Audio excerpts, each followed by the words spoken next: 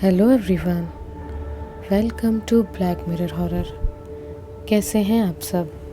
I hope आप सब ठीक होंगे।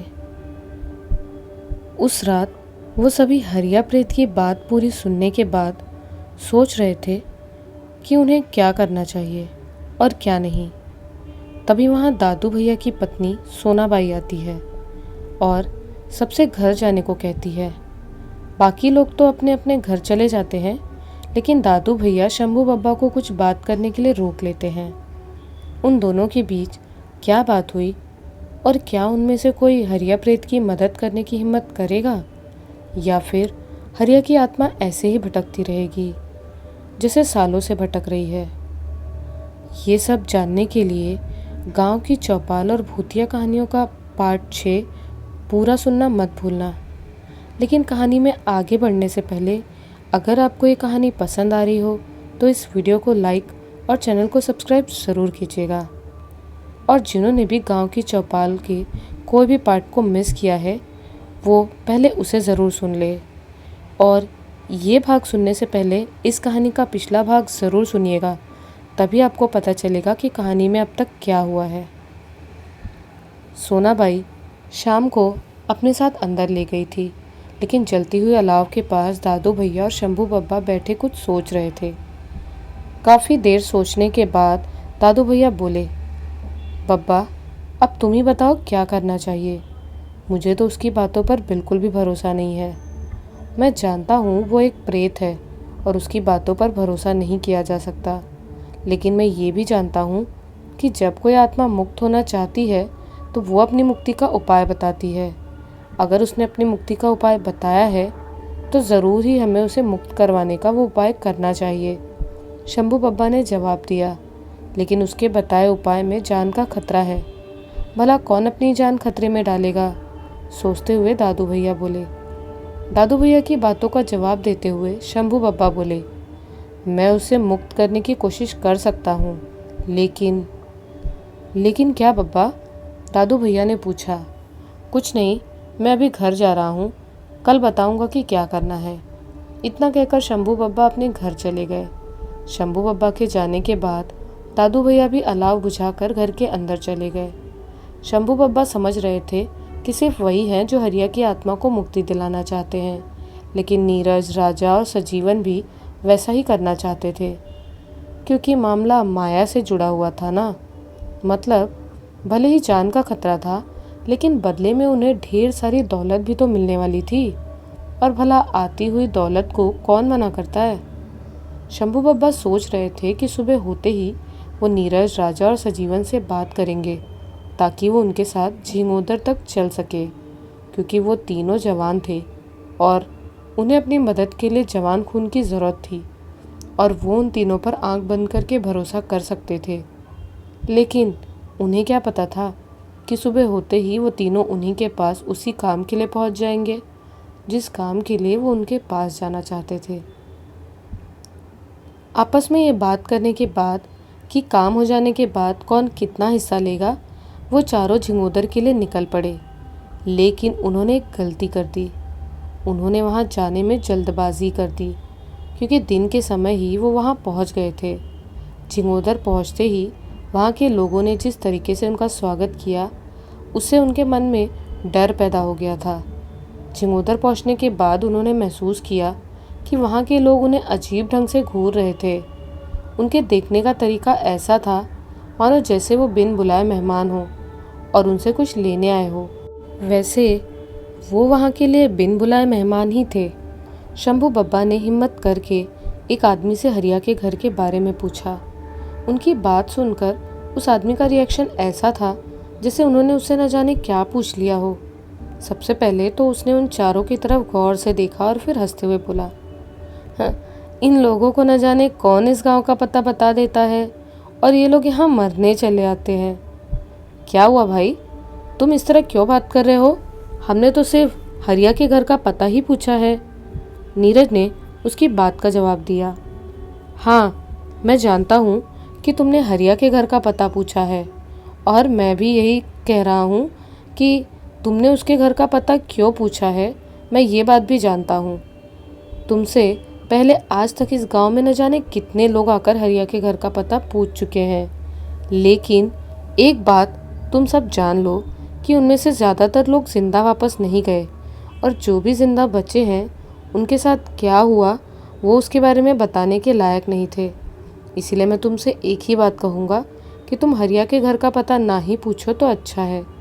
अगर अपनी भलाई चाहते हो तो जिस तरह यहाँ आए हो उसी तरह वापस लौट जाओ, वरना तुम्हारे साथ जो कुछ भी होगा उसके जिम्मेदार तुम खुद होगे, क्योंकि अभी तो इस गांव का हर आदमी तुम्हारी मदद करने को तैयार है, लेकिन जैसे ही तुम हरिया के घर के अंदर जाओगे उसके बाद इस गांव का कोई भी व्यक्ति तुम में से किसी की भी मदद करने को तैयार नहीं होगा, क्योंकि इस गांव का हर व्यक्ति ये जान चुका है कि जो भी हरिया के घर जाता है वो दौलत के लालच में ही जाता है, और दौलत के लालची इंसानों के साथ उस घर में जो कुछ भी होता है वो एकदम सही होता है। नीरज की बात सुनकर वो आदमी गुस्से में बोला, अरे नहीं भाई, हम में से कोई भी दौलत के लालच में हरिया के घर नहीं जा रहा, बल्कि वहाँ जाने का हम सभी के पास कुछ और ही मकसद है। शंभू बब्बा उस आदमी को समझाते हुए बोले, अच्छा, तो क्या तुम वहाँ भजन करने के लिए जा रहे हो? मुझे क्या करना है, तुम किसी भी काम से वहाँ जाओ। इतना कहकर वो आदमी उन चारों को हरिया के दोनों घरों का पता बता देता है। वो चारों उस आदमी के बताए पते पर पहुंचकर देखते हैं कि हरिया की जो नई हवेली थी उसका हाल बेहाल है, लेकिन उसकी पुरानी हवेली तो बिल्कुल जर्जर हो गई थी, जिसे देखकर लगता था कि वो किसी भी समय गिर सकती है। उसकी छत पहले ही गिर चुकी थी और दीवारों पर घास और जंगली पौधे उग गए थे। सबसे पहले वो चारों हरिया की नई हवेली के अंदर जाते हैं ताकि वो लोग हरिया की पत्नी की अस्थियां वहाँ से निकालकर उनका विधिवत विसर्जन कर सके। उस हवेली के सभी दरवाजे सड़कर गिर चुके थे, और पहले जो लोग हवेली में घुसने की कोशिश करते थे उन्होंने भी दरवाजे तोड़ने में कोई कसर नहीं लगाई थी, जिस वजह से अब हवेली में दरवाज़ों के नाम पर सिर्फ चौखटें ही बची थी। हवेली के अंदर पहुंचते ही शंभू बब्बा उन तीनों को रास्ता बता रहे थे कि कहाँ जाना है और किस कमरे में हरिया की पत्नी की अस्थियां रखी हुई हैं, जिस वजह से राजा को शक हुआ कि जैसे वो पहले उस हवेली में आ चुके हैं, तो उसने उनसे पूछ लिया, क्या बब्बा, आप पहले भी हवेली में आए हो क्या? अरे नहीं रे, मैं इस गांव में ही पहली बार आया हूँ। शंभू बब्बा उसकी बात का जवाब देते हैं। तो फिर आपको कैसे पता कि किस कमरे में जाना है और किस कमरे में नहीं जाना? राजा ने पूछा। उसके बाद शंभू बब्बा बताते हैं कि हरिया की आत्मा यही है और वही उनसे बता रही है कि कहाँ जाना है, क्या करना है। उनकी बात सुनकर वो तीनों सिहर जाते हैं और उन्हें डर भी लगता है, लेकिन उन्हें ये नहीं पता था कि एक और बात है जो शंभू बब्बा उनसे छुपा रहे हैं। शंभू बब्बा ये बात अच्छी तरह से जानते थे कि अगर वो उन तीनों से उस सच्चाई के बारे में बता देंगे तो शायद वो तीनों डर के मारे वहाँ से भाग जाएंगे, जिस वजह से वो उनसे वो बात छुपा रहे थे। शंभू बब्बा भी किसी बात से बहुत ज़्यादा डर रहे थे, लेकिन वो किसी तरह अपने डर को खुद पर हावी नहीं होने दे रहे थे। शंभू बब्बा और वो तीनों उस कमरे के दहलीज तक पहुँच चुके थे जिस कमरे में हरिया की पत्नी की अस्थियां रखी हुई थी। लेकिन इससे पहले कि उन चारों में से कोई भी कमरे के अंदर जाकर अस्थियां बाहर निकालता, उससे पहले ही शंभू बब्बा ज़ोर से चीखे, जितनी जल्दी हो सके उतनी जल्दी यहाँ से बाहर निकलो। उनकी बात सुनकर वो सभी जल्द से जल्द हवेली से बाहर निकल आए। उनमें से कोई भी ये समझ नहीं पा रहा था अचानक ऐसा क्या हुआ कि शंभू बब्बा ने सबसे बाहर निकलने को कहा। उसके बाद वो सभी वापस अपने घर लौट गए। शाम होते ही फिर से दादू भैया के यहाँ चौपाल लगी और वो सब वहाँ इकट्ठा हुए। उस शाम चौपाल में एक अजीब सा सन्नाटा था, क्योंकि कोई भी कुछ भी बोलने की पहल नहीं कर रहा था। वो सभी किसी न किसी ख्याल में खोए हुए थे। मेरी समझ में एक बात नहीं आई कि जब हम सब अपनी मंजिल के इतने करीब थे तो बब्बा आपने हमें अपना काम करने से रोक क्यों लिया और सबको वहाँ से बाहर निकलने को क्यों कहा? राजा बोला, अगर उस वक्त हम वहाँ से बाहर न निकलते तो हमारी लाशें ही वहाँ से बाहर निकलती, क्योंकि वो हमें जिंदा बाहर नहीं निकलने देता। शंभू बब्बा बोले। वो कौन? नीरज हैरान होते हुए बोला, वही जो इतने वर्षों से वहाँ रह रहा है, वो जिन जिसने हरिया और उसके घर वालों का जीना मुश्किल किया हुआ था, अब उस जगह पर उसका कब्जा है। जल्दबाजी में हम सब ने एक गलती कर दी थी। हम सब बिना उसकी मर्जी के वहाँ गए थे और बिना उसकी मर्जी के ही वहाँ रखी अस्थियाँ बाहर निकालने की कोशिश कर रहे थे, जिस वजह से वो हम पर बहुत ज़्यादा गुस्सा हो गया था। अगर सही समय पर मैं ये बात न समझ पाता तो वो हम सबको एक झटके में ख़त्म कर देता। शंभू बब्बा ने बड़ी गंभीरता के साथ नीरज को जवाब दिया। इसका मतलब अब हरिया की पत्नी की अस्थियाँ विसर्जित नहीं होंगी और हरिया की आत्मा को मुक्ति नहीं मिलेगी? दादू भैया बोले। अगर उस घर से हरिया की पत्नी की अस्थियाँ बाहर निकालनी है तो सबसे पहले उस जिन को प्रसन्न करना होगा, शंभू बब्बा बोले। उस जिन को भला कैसे प्रसन्न किया जा सकता है? लल्लू भैया बोले। सीधी सी बात है लल्लू, हमें उसकी पूजा करनी होगी। तू चिंता मत कर, मैं उसके बारे में जानता हूँ। कुछ दिनों बाद मैं अकेला ही वहाँ जाऊँगा और देखता हूँ आगे क्या होता है, शंभू बब्बा बोले। ठीक है, फिर कहानियों का सिलसिला आगे बढ़ाते हैं, नीरज बोला। चल फिर ठीक है, तू अपनी आधी अधूरी कहानी को आज पूरा कर दे, दादू भैया बोले। लेकिन हाँ, थोड़ा बहुत कहानी के बारे में बता देना। इस तरह हम में से जो कोई भी तेरी कहानी को भूल गया होगा उसे कहानी याद आ जाएगी, दयाराम काका बोले। ठीक है, फिर मैं शुरू करता हूँ। आज अपनी कहानी को पूरी करके ही छोड़ूंगा। मैंने बताया था कि मैं जब अपने ससुराल गया तो मेरा साला मुझसे बता रहा था कि उन लोगों ने 10 एकड़ का खेत ऐसे ही बंजर छोड़ दिया है, क्योंकि जब उसके दादाजी ने वहाँ रहने के लिए घर बनवाया था और वहाँ रहने लगे थे तो उन लोगों के साथ डरावनी घटनाएं होने लगी थी। वो घटनाएं ऐसी वैसी नहीं, बल्कि बहुत ही ज़्यादा भयानक और दिल दहला देने वाली थी। सबसे पहले एक बच्चा उनके पास रोटी मांगने आया, जो कि बच्चा नहीं बल्कि कच्चा कलवा था। उसके बाद रात के समय एक चुड़ैल भी दिखाई देती है। इसके बाद अब मैं आगे की कहानी सुनाता हूँ। उसके बाद मेरे साले ने बताया कि वो चुड़ैल दुल्हन की तरह सजी हुई थी। उसके दादाजी उसके पास जाने की हिम्मत नहीं जुटा पा रहे थे। वो उसे बड़ी गौर से देख रहे थे और वो भी उन्हें देख रही थी। दादाजी ये बहुत अच्छी तरह से जानते थे कि जब तक उनके पास वो ताबीज़ है तब तक वो चुड़ैल उनके पास आने की हिम्मत भी नहीं करेगी।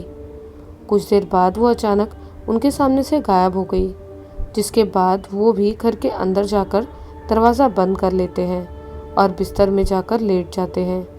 कुछ देर बाद उन्हें छोटे बच्चों के रोने की आवाज़ सुनाई देती है। उसके दादाजी तब तक पूरी तरह समझ चुके थे कि कोई है जो उन्हें वहाँ नहीं रहने देना चाहता, डराकर भगाने की कोशिश कर रहा है। उसके दादाजी भी स्वभाव के ज़िद्दी थे। उन्होंने भी ठान लिया था कि चाहे जो कुछ हो जाए वो वहाँ से कहीं नहीं जाएंगे। जैसे तैसे रात बिताने के बाद उसके दादाजी सुबह होते ही फिर उसी तांत्रिक के पास गए और रात में घटी पूरी घटना के बारे में विस्तार से उसे बताया और उसे अपने साथ खेत ले आए।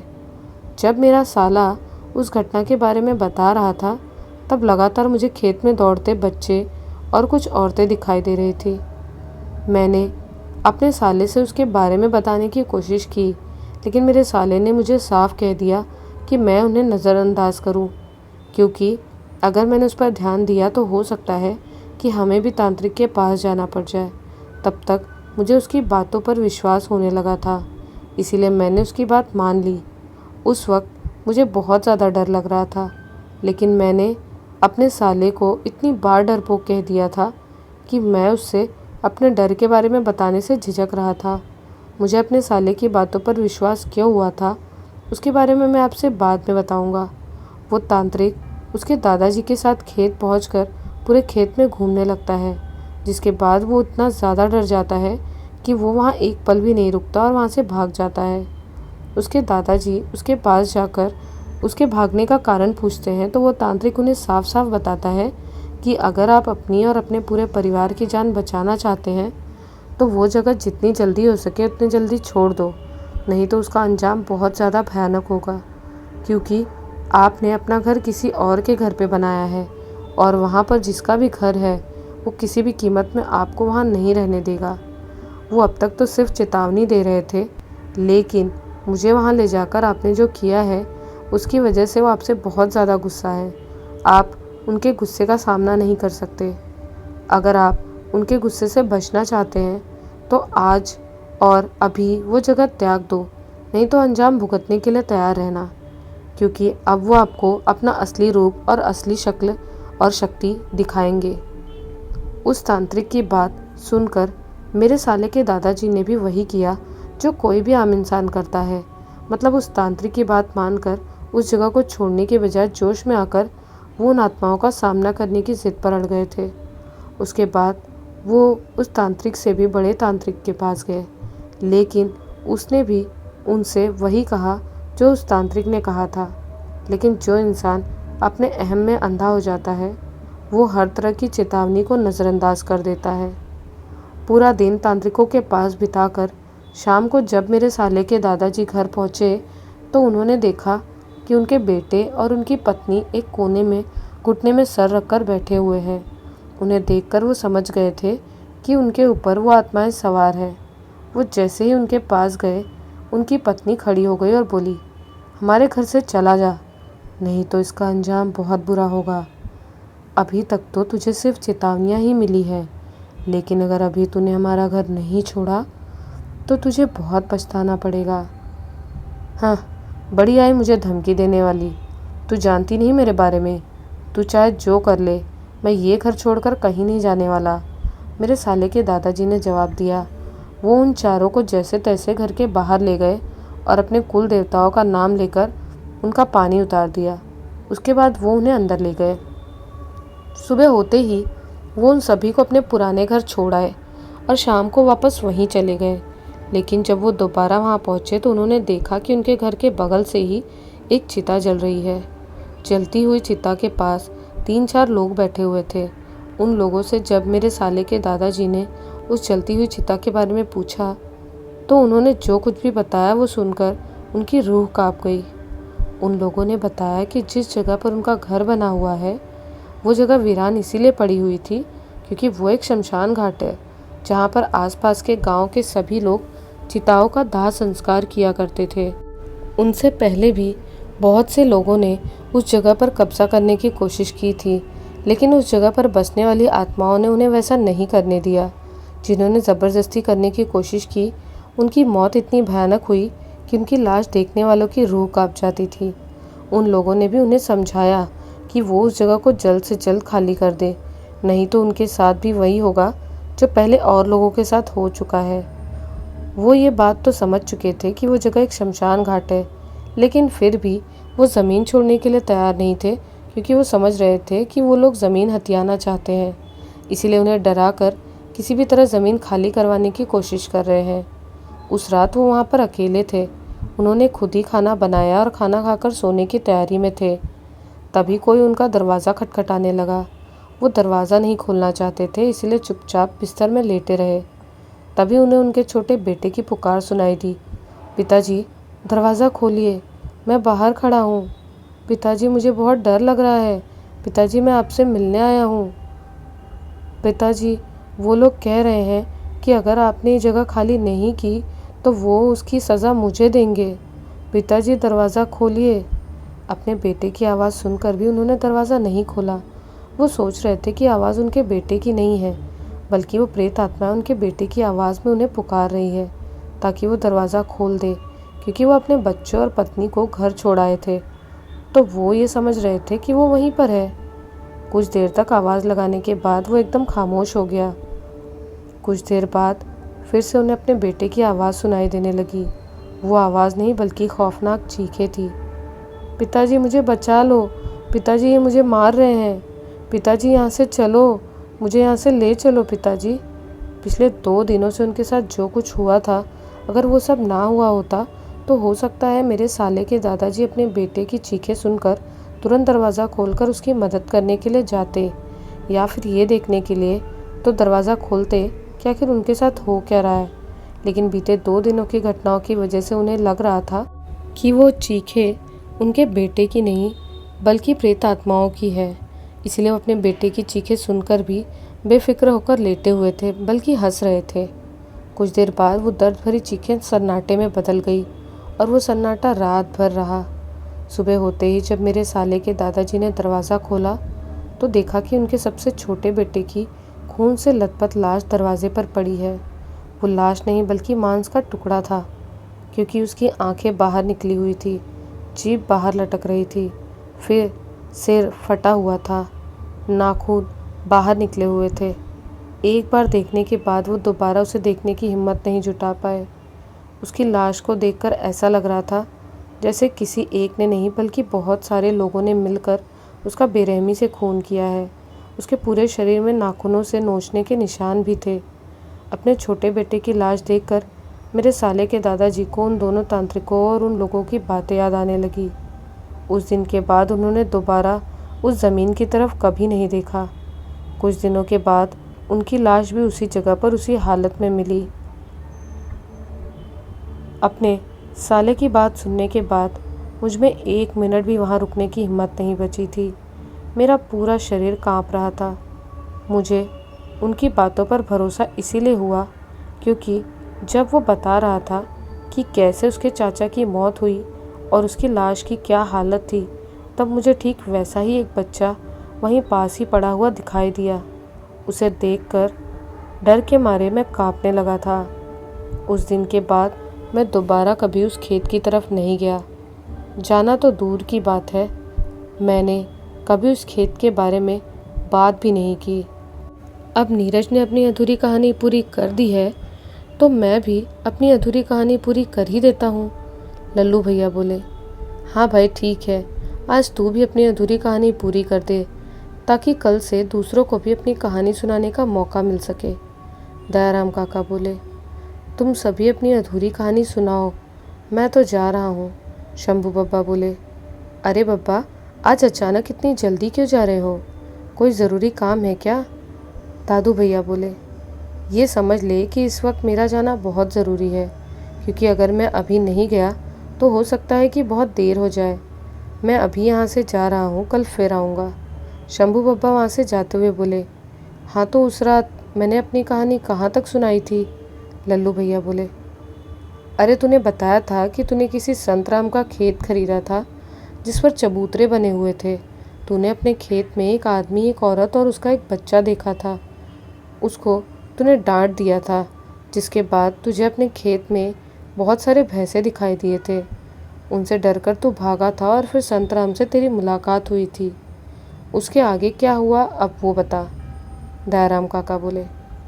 उसके आगे ये हुआ कि मैं संतराम की बातें सुनकर बहुत ज़्यादा गुस्सा हो गया और उससे बोला, तू अभी के अभी अपने देवताओं को मेरे खेत से ले जा, नहीं तो मैं दोनों चबूतरे तोड़ दूंगा। उसके बाद तेरे साथ जो कुछ भी होगा उसका जिम्मेदार तू खुद होगा। मेरी बात सुनकर संतराम बोला, मैं ऐसा कभी नहीं करूँगा। मैंने उनसे छुटकारा पाने के लिए ही तो अपना खेत तुझे कौड़ियों के दाम में बेचा है। इतना कहकर वो मेरे खेत की तरफ जाने लगा। उसके हाथ में 2 नारियल थे। मैं समझ गया कि वो वहाँ क्या करने जा रहा है, लेकिन मैंने उसे रोक लिया और कहा, अब तुम मेरे खेत में नहीं जा सकते। लेकिन उसने मेरी बातों को अनसुना कर दिया और जाकर चबूतरों में वो दोनों नारियल रख दिए और जाते जाते मुझे भी बोलकर गया कि तू भी नारियल चढ़ा दिया करना। उस समय मैं बहुत ज़्यादा गुस्से में था। गुस्से में ही मैंने फावड़ा उठाया और चबूतरा खोदने की कोशिश करने लगा। मैंने 2-4 फावड़े ही चलाए थे कि मुझे ऐसा एहसास हुआ जैसे मैं ज़मीन के अंदर धंसा जा रहा हूँ। उस वक्त मैं इतना घबरा गया था कि मैं समझ नहीं पा रहा था कि मेरे साथ क्या हो रहा है और मैं क्या करूँ। मैंने तुरंत फावड़ा फेंका और वहाँ से घर भाग आया। मैं चाह कर भी उस घटना के बारे में किसी से नहीं बता पाया, क्योंकि मैं जानता था कि अगर मैंने किसी से भी उस घटना के बारे में बताया तो वो मेरा मजाक उड़ाएंगे, क्योंकि मुझे पहले ही लोगों ने वो ज़मीन खरीदने से मना किया था। लेकिन मैंने किसी की बात नहीं मानी। रात में मैं खाना खाकर सो गया, लेकिन मेरी अचानक नींद खुली तो मैंने पाया कि मैं अपने पलंग पर नहीं बल्कि खेत में हूँ और उन्हीं 2 चबूतरों के सामने खड़ा हूँ। मैं ये सोच रहा था कि आखिर मैं यहाँ कैसे आया। तभी मुझे अपने सामने बहुत सारे बूढ़े, जवान, आदमी, औरत और बच्चे दिखाई देने लगे, जिन्होंने अलग अलग कपड़े पहने थे। उनकी वेशभूषा और रंग रूप भी अलग अलग थे। ये सभी मेरी तरफ इतने गुस्से में देख रहे थे कि मानो वो सभी मेरे खून के प्यासे हों। उस समय मेरे सामने जो हो रहा था, मैं उसके बारे में समझने की कोशिश कर रहा था। अंधेरी रात में मेरी आंखों के सामने अंधेरा छा गया था। तभी उनमें से वही आदमी, औरत और बच्चा निकलकर मेरे सामने आ गए, जो अक्सर मुझे खेत में दिखाई दिया करते थे। वो आदमी मुझसे बोला, आज तूने जो गलती की है वो तूने अनजाने में और गुस्से में की है, इसीलिए हम में से तुझे सभी माफ़ करते हैं। लेकिन आज के बाद अगर तूने फिर कभी हमारा घर तोड़ने की कोशिश की तो उसका अंजाम वही होगा जो उसके साथ हुआ था। लगता है उसने तुझे बताया नहीं कि उसके साथ क्या हो चुका है। अगर उसने तुझे बताया होता तो तू ऐसा करने की गलती कभी नहीं करता। ये जगह हमारी है, हम तुझे यहाँ रहने दे रहे हैं, यही बहुत बड़ी बात है। अगर तू हमारा सम्मान करेगा और अच्छे से रहेगा तो हम तेरी रक्षा करेंगे, नहीं तो। इतना कहने के बाद अचानक मेरी आंखों के सामने से वो सभी गायब हो गए। मैं घर वापस आते समय पूरे रास्ते यही सोचता रहा कि आखिर मैं वहाँ पहुँचा कैसे। उस दिन के बाद मैंने उन चबूतरों को हाथ भी नहीं लगाया। मेरी कहानी यहीं पूरी होती है। तूने अपनी कहानी तो पूरी कर दी, लेकिन तूने ये तो बताया ही नहीं कि आखिर तू रात में अपने खेत पहुँचा कैसे था और संतराम के साथ क्या हुआ था। दादू भैया बोले, वो कोई मामूली देवता नहीं बल्कि बहुत ही शक्तिशाली देवता थे, जिसके बारे में मुझे बरसों बाद पता चला। उसका नाम था बेताल। वो मुझे रात के समय खेत में कैसे ले गया था, ये जानने के लिए तुम्हें ये जानना होगा कि उसने संतराम के साथ क्या किया था और वो वहाँ आया कैसे। अब मुझे लगता है कि चौपाल उठने का समय हो गया है, इसीलिए अब मैं उसके बारे में फिर कभी बताऊँगा। लल्लू भैया ने अपनी बात ख़त्म की। तो आज की कहानियाँ यहीं समाप्त होती है। अब चौपाल के उठने का समय हो गया है। आज की कहानी में गांव की चौपाल और भूतिया कहानियाँ के पिछले सभी भागों में जितनी भी अधूरी कहानियाँ थी, लगभग वो सभी पूरी हो चुकी हैं। अगली वीडियो में और आगे बढ़ेंगी ये कहानियाँ। अगली वीडियो में आपको पता चलेगा कि शंभू बब्बा चौपाल बीच में ही छोड़कर क्यों गए थे, और आप ये भी जानेंगे कि हरिया की पत्नी की अस्थियाँ विसर्जित हुई या नहीं और हरिया की आत्मा को शांति मिली या नहीं। पर उसके लिए आपको थोड़ा इंतज़ार करना पड़ेगा। कहानी पसंद आई हो तो हमें कमेंट्स में ज़रूर बताइएगा। मिलती हूँ एक नए वीडियो में ऐसी ही कुछ नई और रोमांचक कहानियों के साथ। तब तक के लिए बाय एंड टेक केयर।